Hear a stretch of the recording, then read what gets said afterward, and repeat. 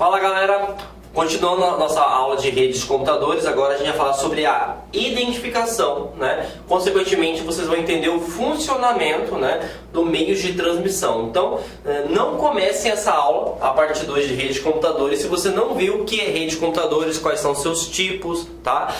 E entender todo o conceito básico para você continuar nessa segunda parte. Bom, então nessa segunda parte a gente vai começar a falar sobre identificação. E para ficar bem tranquilo, para ficar de forma didática, eu vou fazer uma pergunta para vocês. Como que o governo, né, seja estadual, seja federal, seja na esfera municipal, sabe que você existe? Tá? Ah, eu estou vivo, professor. Não. O governo ele sabe que você existe por causa do seu CPF. Né? Logicamente que antigamente, se eu não me engano, há 2 anos atrás, ele sabia que você tinha direitos e deveres através da certidão de nascimento. Mas hoje, por uma lei, se eu não me engano, um decreto, não me recordo qual foi a exigência legal, toda vez que você gera uma certidão de nascimento, essa certidão de nascimento tem que estar vinculada a um CPF já. Então o que acontece? O governo ele sabe que você está vivo graças ao seu CPF. Tá? Então, logicamente, se você está vivo, né, você tem direitos e deveres. Se você não tem CPF e certidão de nascimento, com todo respeito, você não tem direito nem a morrer, porque você é um indigente. E professor, por que você está fazendo isso? Porque preste atenção, com certeza você já ouviu falar da palavra IP. Mas o que é o IP? O IP nada mais é que uma identificação na rede, é um endereço na rede de computadores, tá? Então, para você estar conectado na internet, você precisa de ter um IP. Para você estar conectado, por exemplo, na empresa na qual você trabalha, você tem que ter um endereço de IP. Por exemplo, para o meu smartphone estar configurado ao meu smartwatch, eu preciso de ter um endereço de IP. Então, se cair no concurso público, o que seria IP? IP seria uma identificação, um endereço lógico, um endereçamento, tá? E para que você conecte em qualquer tipo de rede, tá, galera? Pode ser intranet, extranet, internet, tudo bem? Agora, nós precisamos ficar atentos que quando se trata sobre endereço IP, ele pode cobrar um endereço IPv4 e pode também cobrar um endereço IPv6. E a primeira coisa que eu vou falar para vocês é o seguinte: por que tem duas nomenclaturas, professor João Kleber? Porque o endereço IPv4, ele foi o primeiro criado, tá? Lá no final ou meados de 2013, acabou as combinações possíveis. E aí o que eles precisaram criar? Uma nova combinação de números, né, e caracteres, que é na parte de texto, né, para aumentar a quantidade de IPs disponíveis. Se não tivesse criado a nomenclatura de IPv6, hoje você não poderia conectar na internet. Pegando um pouquinho de aula de geografia, por exemplo, hoje nós temos aí aproximadamente 8 bilhões de pessoas no mundo. Só que uma pessoa pode ter 4 dispositivos. Então a gente está trabalhando aí em 30 bilhões, 50 bilhões, não tem um número exato ainda, de dispositivos conectados na internet. E o IPv4 só consegue chegar no máximo a 4,2 bilhões. Então, por isso que criou o IPv6. Para ficar mais fácil e ser didático, hoje no Brasil a gente tem uma placa chamada Mercosul. E aí algumas pessoas falam assim: poxa, o governo criou essa placa só para aumentar o imposto, só para a gente ter que pagar. Mas a ideologia não é isso. A ideologia é o seguinte: as combinações possíveis de placa acabou. Por isso, se você olhar a placa Mercosul, no meio dos 4 números vai ter mais um outro dígito, que é uma letra. Consequentemente, aumentou as combinações possíveis. E aí o IPv4, ele trabalha com números decimais. O que são números decimais? São números que são de 0 até 9. Por isso que é decimal. Já o nosso amigo IPv6, para concurso, trabalha com números hexadecimal. O que é um número hexadecimal? Esse hexa que significa 6 letras. O que seriam as letras? De A até F. Então, A, B, C, D, E, F. 6 letras. E o decimal é a mesma coisa aqui. Você vai ter números de 0 até 9. Perfeito? Então, o hexadecimal, você vai ter 16 combinações possíveis, enquanto o nosso amigo o IP lógico só vai ter 10. E aí algumas coisas são importantes, tá? O número hexadecimal, ele pode ser dividido em blocos ou 8 partes. Até 8 partes. E cada parte você pode perceber que é 1, 2, 3, 4, 5, 6, 7, 8. São divididos em números decimais, ou hexadecimal, perdão. E aí ele pode ter até 4 combinações. Por isso que hoje, para vocês terem uma noção, gente, o IPv6, eu nunca tinha visto esse número, tá? Confesso para vocês, eu fui descobrir depois que eu comecei a montar o material. Ele pode chegar a 1 cadecilhão. Para quem não tem noção de matemática, 1 milhão tem 6 dígitos, 1 bilhão tem 9 dígitos, 1 trilhão tem 12 dígitos, 1 cadecilhão tem 32 dígitos. Eu nem sei como é que conta isso, mas os cientistas falam que é tanto IP no mundo que se fosse colocar um IP do lado do outro, daria 7 voltas no planeta Terra. Então não vai mais mudar a questão do IPv6, beleza? Então, agora, vamos para o IPv4, que é o mais antigo, e, consequentemente, um dos ainda utilizado. Você tem 4 partes, tá? E eu quero que tu marque um asterisco no IPv4, que o IPv4 ainda é muito cobrado. E ele cobra também para vocês como ele é formado. Então, eu vou abrir aqui um slide branco para a gente entender como é que ele pode cobrar. Vou apagar aqui. E vamos lá, galera. O IPv4, de longe, o mais cobrado, então tu marca o asterisco aqui. Ele tem 2 regras básicas. A primeira regra: os números, as combinações possíveis podem ser de 0 a 255. Perfeito? E segundo, ele é dividido em até 4 blocos ou 4 partes. Vou te dar um exemplo. 10.0.0.1. A banca pode te perguntar, a partir dos conceitos de redes de computadores, este aqui é um IP válido? E aí a gente vai falar o seguinte, vamos ver se é válido. Primeiro, ele é dividido em 4 partes? Vamos ver. Primeira parte, segunda parte, terceira parte, 4 partes. Então a primeira regra foi alcançada. Qual é a segunda parte? Cada bloco ou cada parte tem que estar entre 0 a 255. Aqui está entre 0 e 255? Está. Aqui está entre 0 e 255? Está também. Aqui está entre 0 e 255? Está também. E aqui está entre 0 e 255? Está também. Tá bom? Professor, me dá um exemplo de um IP errado aí? Claro que eu te dou. 192.168.100. E vou te dar este também, ó. 192.257.10.10. Beleza? Então vamos para o primeiro exemplo errado.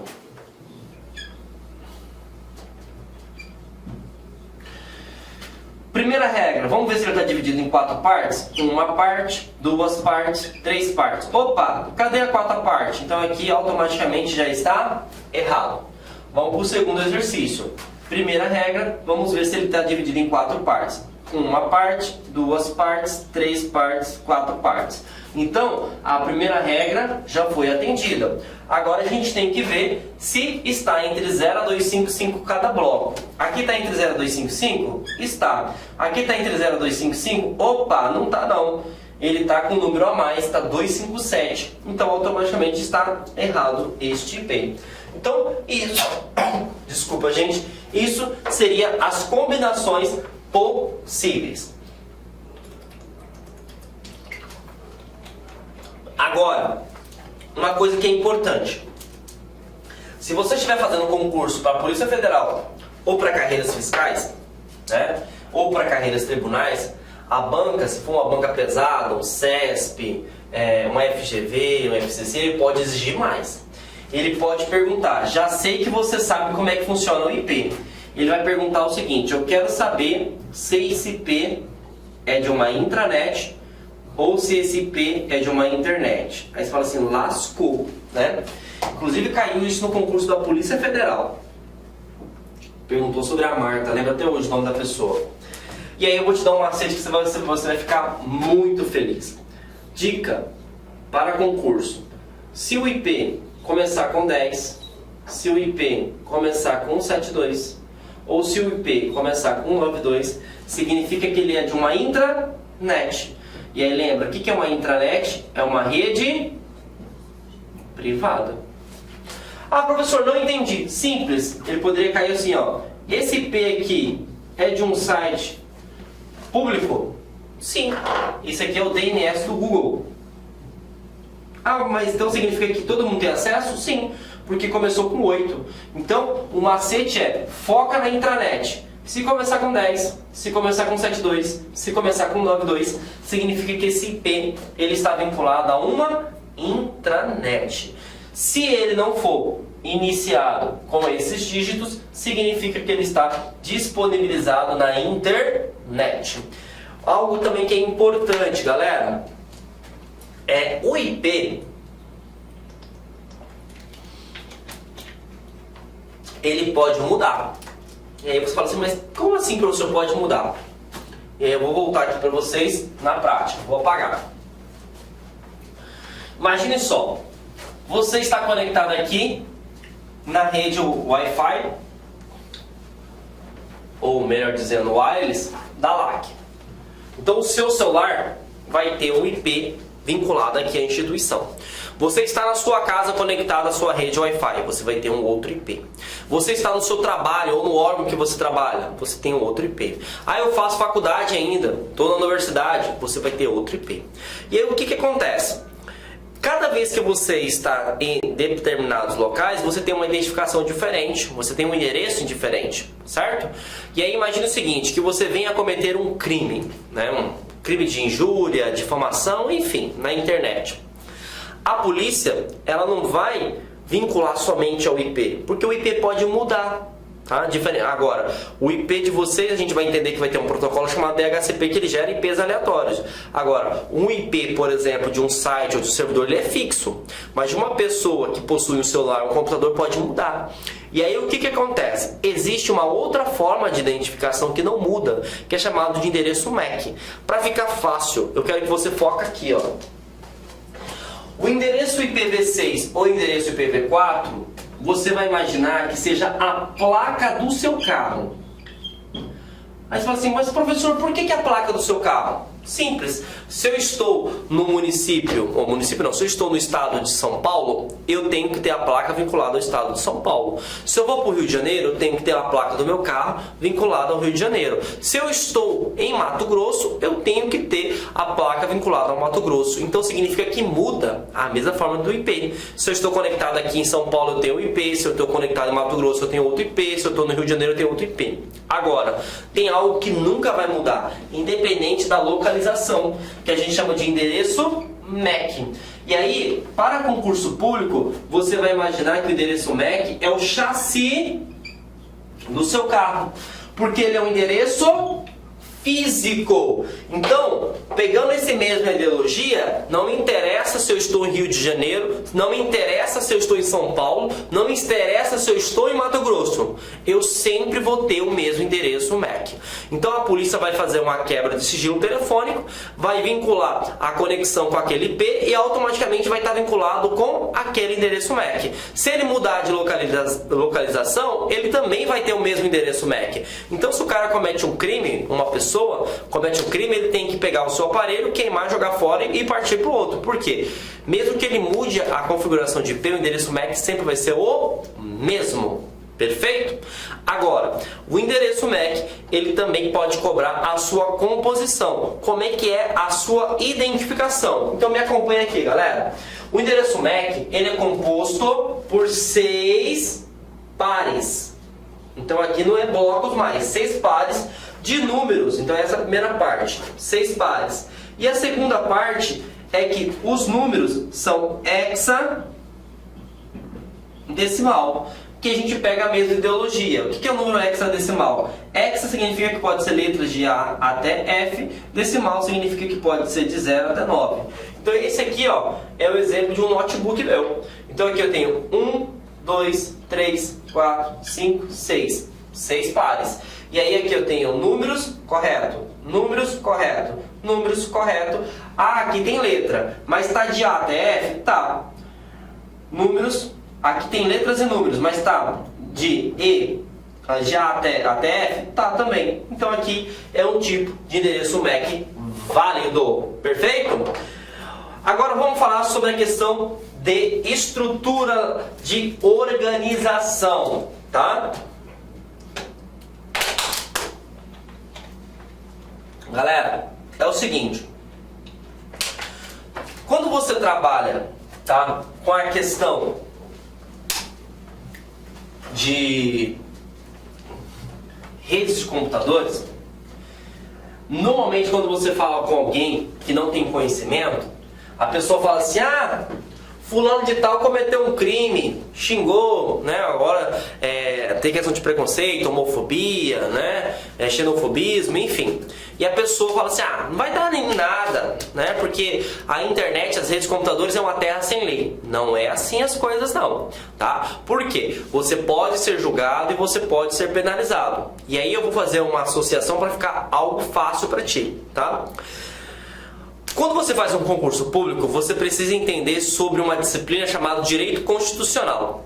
O que é o Direito Constitucional? Ele vai falar o que é uma lei e depois ele vai falar o que é a Constituição Federal. Perfeito? O que é uma lei? Uma lei é uma normativa. Você gostando ou não, você tem que seguir.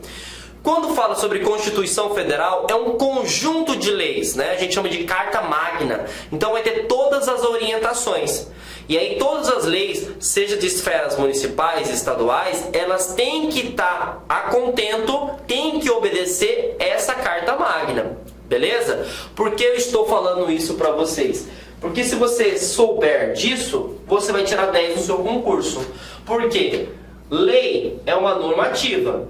Para a computação, nós também temos leis, só que não se chama lei, se chama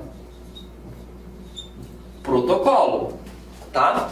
E, assim como vocês têm a Constituição Federal para dar ordem e progresso ao nosso país, nós também temos a nossa Constituição Federal, que é o TCP/IP, tá? Professor, me dá um exemplo. Claro que eu te dou exemplo.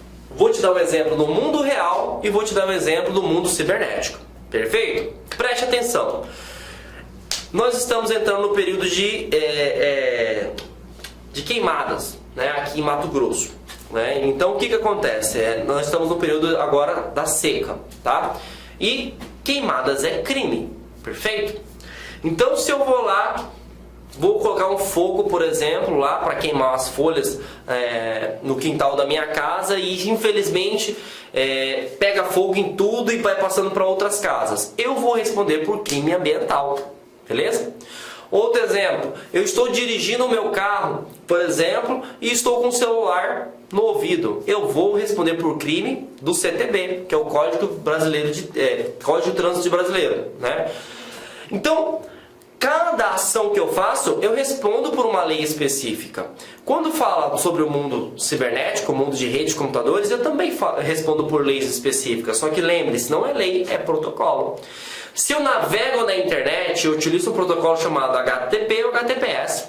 Se eu envio um e-mail, eu estou utilizando o protocolo SMTP. Se eu baixo um arquivo, eu estou utilizando um FTP. Olha que coisa fantástica. Então, para cada aplicação que eu faço nas redes de computadores, eu tenho um protocolo específico. E é isso que você precisa entender. Um protocolo é uma normativa para uma aplicação específica.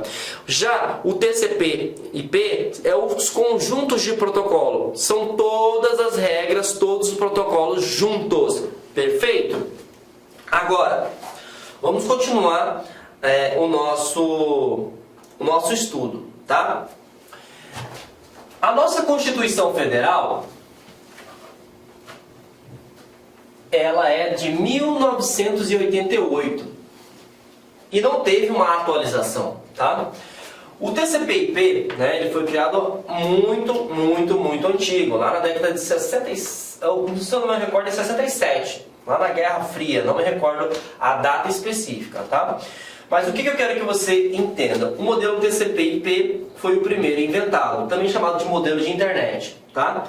Só que ele tinha, digamos assim, ele não era detalhado, ele foi feito assim, de um modo, né, que naquele momento, naquela década, funcionava. Só que hoje a gente tem muita mais regras, a gente tem muitos mais fabricantes, né? E quando fala de protocolo, gente, os fabricantes de equipamentos, seja de smartphone, seja para qualquer dispositivo que conecta à rede, ele tem que seguir essas regras, gostando ou não. E aí eles viram muitas dificuldades de entender, né? Que nem a Constituição Federal, tem muitas brechas, né? E precisa ser atualizadas. Por isso que existem as emendas constitucionais. Por que a ideia de emenda? Juntar. E aí ele falou assim, não, vamos criar um modelo mais adequado, mais estudado, mais detalhado. E aí surgiu o modelo OSI. Tá? E aí, para você entender esse conceito, eu quero que você leia ao contrário. Se chama ISO. E aí eu vou fazer uma pergunta bem interessante para vocês, galera. Quando alguém fala para você o seguinte, ó, eu comprei esse smartphone e ele tem uma certificação ISO. Eu fui naquele hospital e ele tem uma certificação ISO. O que significa isso na prática? Que ele tem padrão de qualidade. O que é ISO? ISO é uma organização não governamental que estuda, tá? Seja mecanismos de produção, desde a parte de fabricação, de processos, até a parte do equipamento ou do produto específico. E aí ele vai falando, ó, isso assim tem que fazer isso, isso, isso, isso. Então você trabalha com boas práticas. Então o que acontece? O modelo OSI, ele foi estudado, detalhado, para que nós possamos ter a melhor conexão com as redes de computadores. E aí a primeira pergunta que já aconteceu, tá? Ele fala o seguinte, o TCP/IP, uma pergunta bem besta, falou bem assim, ó. O modelo TCP/IP, também conhecido como modelo internet, foi o primeiro, né, tipo de estrutura para controlar as conexões de rede de computadores. Ok. Com o tempo, ele precisou ser melhorado ou atualizado e para isso criou-se o modelo Wi-Fi. Como a pessoa não estudou, não conhece de tecnologia, fala assim, poxa, realmente, hoje todo mundo utiliza Wi-Fi, vai lá e marca e está certa a resposta. E aí a gente cai, né, na questão de não saber. Então o modelo OSI foi a evolução do modelo TCP/IP. Perfeito? Agora, vou trazer uma imagem que é bem interessante para vocês. Nós temos dois tipos de modelos aí. Nós temos o modelo de referência OSI e o modelo TCP/IP. Primeira coisa que vocês precisam entender. Tudo que eu faço com este modelo, eu faço com este modelo. Ah, professor, não entendi. Simples. Lembra que eu te dei o exemplo do hospital? Tá? Eu vou ser atendido no hospital. Lá no hospital vai ter enfermeiro, vai ter técnicos de enfermagem, vai ter médicos, enfim. Vai ter farmacêuticos, fisioterapeutas e assim por diante. Eu vou num hospital que tenha, digamos assim, não tenha certificação. Eu vou ser atendido, correto? Eu vou no outro hospital que tem certificação, eu vou ser atendido também, galera? Claro que eu vou ser atendido.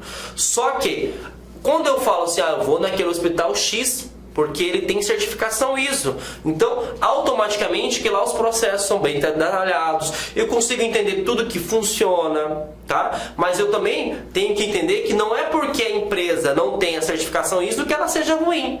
Mas, se ela tem a certificação ISO, significa que é uma empresa mais madura, que ela está pensando na questão de qualidade, tá? Então, se falar no concurso público que o modelo TCP/IP não funciona, tá errado, tá? Se falar que o modelo OSI não funciona, tá errado, porque tudo que esse cara aqui faz, esse cara aqui também faz. E por que eu trouxe desta forma para vocês, tá? Preste atenção. O modelo OSI, que é baseado na ISO, ele é mais detalhado, ele estuda as funções de forma profunda. E aí o que ele fez?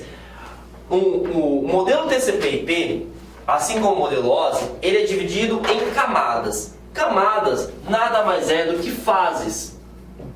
Então, também pode cair no concurso público como etapas. Quando você, galera, quando você vai acessar, por exemplo, uma aplicação, ele vai passo a passo, passo a passo, passo a passo, passo a passo. Então a informação não é assim, ó, saiu do meu celular, já está lá no servidor da LAC. Não, ele segue um rito, ele segue um fluxo, ele segue uma camada. E essas camadas podem cair no concurso público, tá bom? Mas eu vou passar passo a passo para vocês identificar no seu concurso e marcar a resposta correta. Perfeito? Então vamos lá. Primeira coisa, pode cair no concurso público a questão de numeração. Então eu tenho a camada 7, 6, 5, 4, 3, 2, 1. E aí ela é decrescente, esse é o foco. Então você começa da aplicação até chegar na física. Eu vou explicar para você o modelo de referência OSI, porque ele é maior, mas tudo que eu faço com este cara, eu faço com este cara aqui também. Tudo bem? Então vamos lá. A camada aplicação. O que seria isso, essa camada aplicação? É aqui, gente, que você vai ter contato com os apps. Professor, me dá um exemplo aí. Então é na camada aplicação que você vai acessar o Google Chrome, o seu Skype, o seu Hotmail, o seu Outlook, tudo bem? Então, a camada aplicação, como o próprio nome já induz, você vai abrir o seu aplicativo, perfeito? A camada apresentação, palavra-chave, aqui, galera, você vai fazer a parte de compressão mais a parte de criptografia. Essas são as duas palavras-chave que tu vai ter. Professor, me explica assim, o que pode cobrar na camada apresentação? Fiquem atentos. Eu abri o aplicativo, eu estou utilizando o meu celular, certo? Então abri o aplicativo, imagine o seguinte, que eu estou abrindo o aplicativo do Google Drive ou de um navegador. O meu celular utiliza, um sistema operacional Android, mas eu também posso ter um outro celular que utiliza o sistema operacional iOS. Então são sistemas operacionais diferentes. Então o que eu faço? Eu faço a compressão, eu faço a conversão de sistemas operacionais. Outra coisa, toda a informação que é transmitida, vamos pegar um exemplo WhatsApp, ela tem a criptografia. Então os dados, eles são criptografados. Então o que acontece? Quando você acessa a camada da aplicação, você vai transmitir os dados. Só que aí passa para a camada da apresentação e já é criptografado. Para quê? Para que as pessoas que estão utilizando as redes de computadores não consigam identificar qual é o teor da informação. Beleza? Próximo, nós vamos para a camada seção. A camada seção, ela é responsável, palavra-chave, para estabelecer a conexão. Então ele vai pegar, por exemplo, a conexão entre o meu celular e o servidor que está armazenado no WhatsApp. E aí ele estabelece a conexão.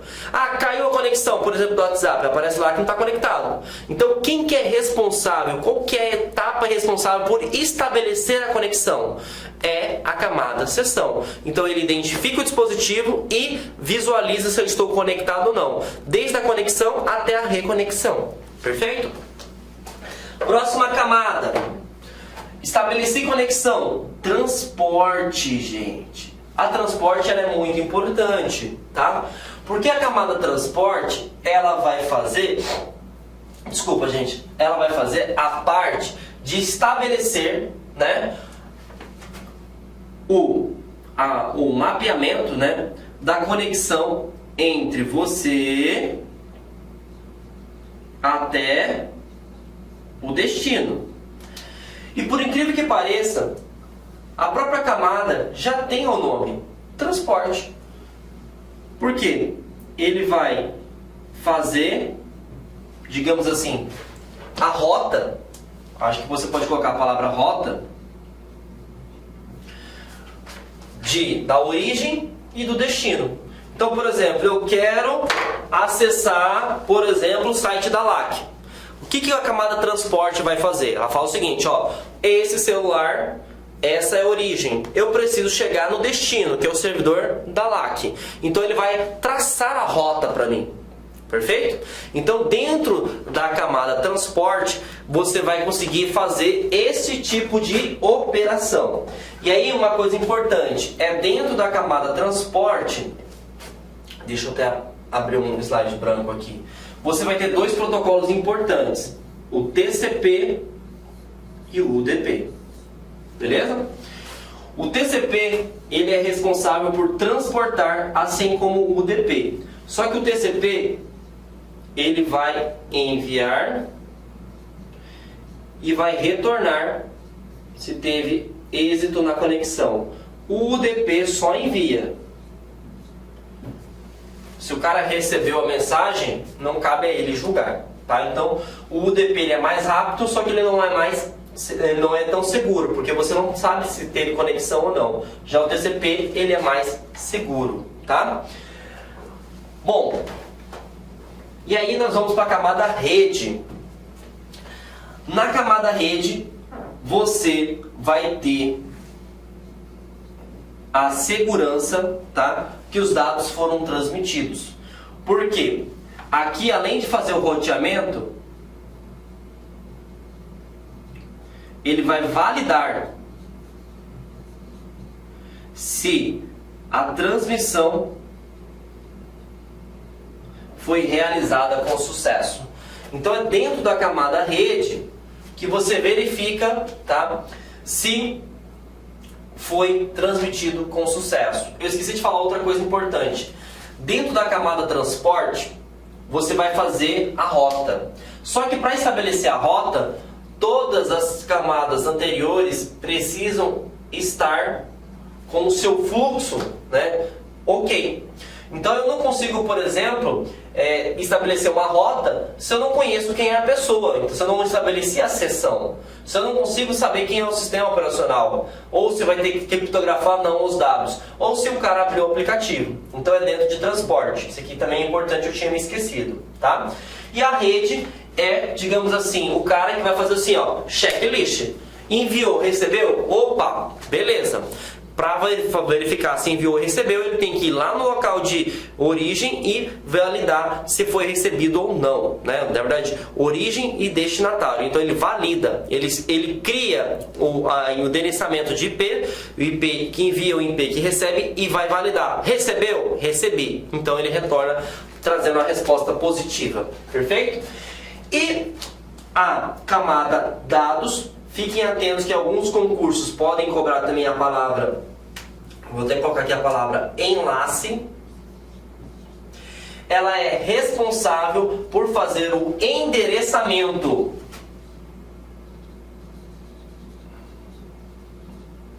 Como assim fazer o endereçamento, professor? É dentro dela que você vai aprender, na verdade aprender não, a gente já aprendeu, né? Que cria-se algo chamado de IP, e cria-se também algo chamado de endereço MAC. Então, dentro de dados, que você vai criar a identificação para o envio. Então, você vai criar o seu IP e o seu endereço MAC. E por último, nós temos a parte física. Como o próprio nome já fala, na camada física, você vai falar que tipo de comunicação vai ser. Então aqui você vai ter a questão se é Wi-Fi, se é uma placa, se é wireless, se é Bluetooth, se fugiu o nome agora, se é rede cabeada, se é fibra ótica. Então a física seria a parte da disposição, né, da forma de conexão mesmo, tá bom? E aqui nós temos a mesma coisa. O modelo TCP/IP, a aplicação, ele é responsável por essas três conexões: aplicação, apresentação e sessão, tá? Rede é igual para as duas. E dados ou enlace e física é igual acesso à rede. Como tem isso que cai em concurso público, eu desenvolvi esse macete para vocês. Opa, passou aqui, ó. Que a gente chama de RITA, tá? Então, se falar para vocês o comparativo de camadas, lembre-se da Rita. Ah, professor, por que lembre-se da Rita? Vou te explicar. Rede é igual a camada 1 e 2. Então, física, um enlace. Lembrando que enlace também pode ser chamado de dados, tá? Internet. Então, você vai ter a camada de redes, perfeito? Transporte é a mesma. Vai ser transporte. Aplicação. Você também vai ter a sessão. Você vai ter a apresentação. E você vai ter, opa, tá aqui do lado, a aplicação. Então, aqui tem um mnemônio para facilitar, tá? Então, lembrando, tá? Deixa eu retornar aqui. Nós temos aqui um modelo de referência OSI, um modelo de TCP/IP.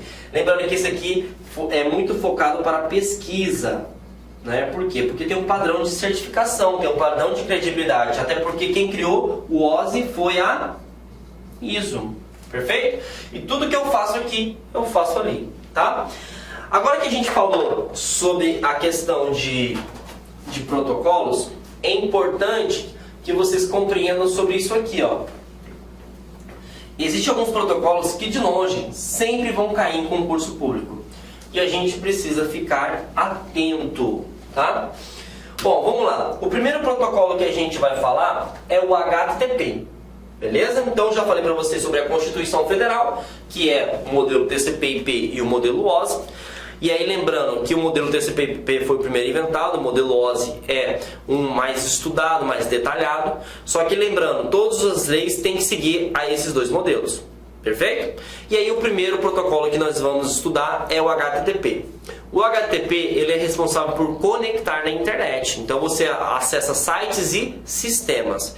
Fiquem atentos. O HTTP ele navega na internet de forma geral. Então ele não tem, digamos assim, um garantidor se ele é seguro ou não. Por isso existe um outro protocolo chamado de HTTPS. Esse cara tem um S no final e por isso quando você acessa um site que tem HTTPS, ele tem um cadeado. Só que esse cadeado você precisa saber o nome que está aqui dentro, que é chamado de certificado digital. Professor, o que seria um certificado digital? Vou fazer uma pergunta de forma didática para vocês fazerem uma associação. Qual é a função de um cartório hoje? Aí você fala assim, é registrar. Mas o termo correto não é registrar. Um cartório hoje existe para dar legitimidade de fé. Na verdade, eu vou falar uma coisa que vocês vão ficar até meio que espantados. O cartório existe só porque nós somos a pior raça do mundo, que é o ser desumano. O cartório existe para falar o seguinte: eu sou o professor João Kleber e vocês são os meus alunos. Então, se eu vou vender meu carro para vocês, por exemplo, eu tenho que ir no cartório. Para quê? Para eu falar que eu não sou estelionatário e nem vocês que estão me assistindo agora são estelionatários. Beleza? Então, eu garanto o quê? A fonte. Eu garanto que eu sou João Kleber e vocês são os alunos. Então, toda vez que você vai acessar um site, você olha na URL. E, logicamente, o URL é o endereço na rede, tá? E ele pode ser utilizado para identificar tanto um sistema, um site ou até um arquivo. E aí, se tiver lá o HTTPS, consequentemente vai ter um cadeado. Só que no concurso ele não vai falar o que significa aquele cadeado. Ele vai perguntar o que é um certificado digital.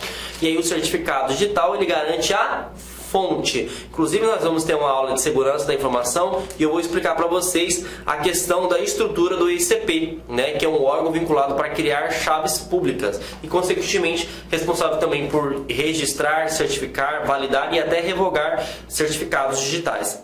Beleza?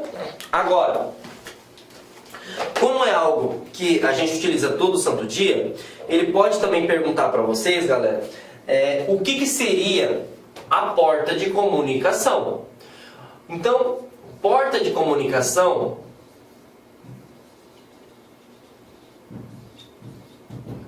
é uma forma de identificação. Por exemplo, você pode tentar me identificar pelo meu nome, como também vocês podem tentar me identificar pelo meu CPF.